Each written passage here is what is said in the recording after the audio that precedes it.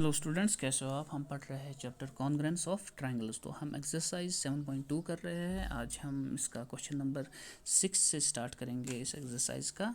तो question number 6 आपसे कह रहा है कंप्लीट द कॉन्ग्रेंस स्टेटमेंट्स। देखो, ट्रायंगल BCA ये किसके कॉन्ग्रेंट होगा वो हमें कहना है। फिर हमें कहना है ट्रायंगल QRS यानी कि ये वाला ट्रायंगल किसके कॉन्ग्रेंट होगा। ठीक है, तो देखो कैसे करेंगे हम इस क्वेश्चन को।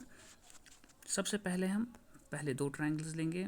देखो, इन दो ट्रायंगल्स में ट्रायंगल BCA और ट्रायंगल BTA में, ठीक है, इनमें क्या क्या है।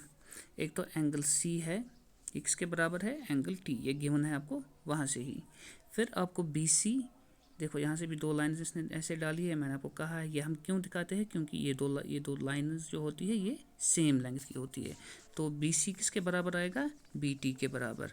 फिर है एंगल CBA, ठीक है, ये किसके बराबर आएगा, एंगल CB आएगा एंगल TBA के बराबर। ठीक है, तो तीनों आए हमें। देखो, तो इसका मतलब ये जो ट्रायंगल BCA है ये किसके कॉन्ग्रेंट है, ट्रायंगल BTA। किस रूल के तहत, एक तो एंगल आया हमें और क्या आया, साइड, और क्या आया फिर एंगल। ठीक है, तो बाय ASA रूल।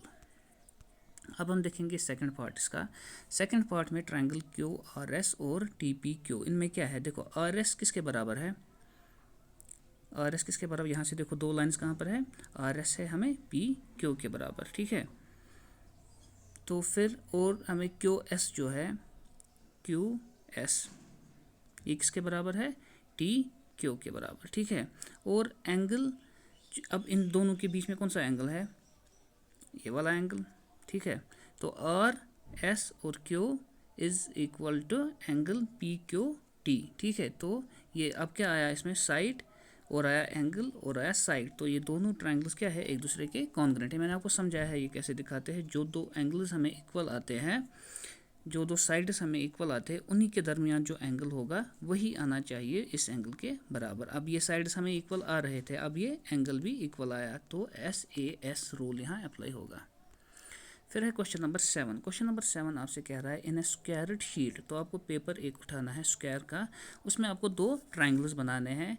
पहला आपको बनाना है दोनों ट्रायंगल्स कॉन्ग्रेंट होने चाहिए। फिर आपको बनाना है कि ट्रायंगल्स कॉन्ग्रेंट नहीं होना चाहिए। ठीक है, तो हम क्या करेंगे, सबसे पहले हम करेंगे, देखो कैसे करेंगे इस क्वेश्चन को।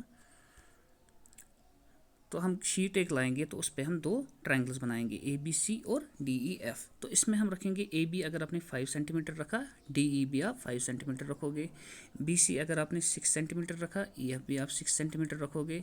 ठीक है, AC अगर आपने 7 सेंटीमीटर रखा, DF भी आप 7 सेंटीमीटर रखोगे। तो ये जो साइड्स है एक दूसरे के बराबर होंगे। तो जब हम इनको ऐड करेंगे, AB plus BC plus AC किसके बराबर आएगा, DE plus EF plus DF। तो पैरामीटर ऑफ ट्रायंगल ABC किसके बराबर होगा, पैरामीटर ऑफ ट्रायंगल DEF। ये दोनों ट्रायंगल्स कॉन्ग्रेंट है, हाँ है ना, SSS रूल से, साइड साइड साइड। फिर हमें और एक शीट उठाना है, उस पर हमें दो ट्रायंगल्स बनाने हैं ताकि वो कॉन्ग्रेंट ना हो। ठीक है, अब कॉन्ग्रेंट कब नहीं होगी, एक हम बनाएंगे छोटा, दूसरा हम बनाएंगे बड़ा। तो यहाँ पर हमें पता है AB PQ के बराबर नहीं है, AB छोटा है, PQ बड़ा है। इसी तरीके से BC नहीं है बराबर, ये जो साइन होती है इनइक्वालिटी की साइन होती है, इसका मतलब है AB बराबर नहीं है PQ के, BC बराबर नहीं है QR के, और AC बराबर नहीं है PR के।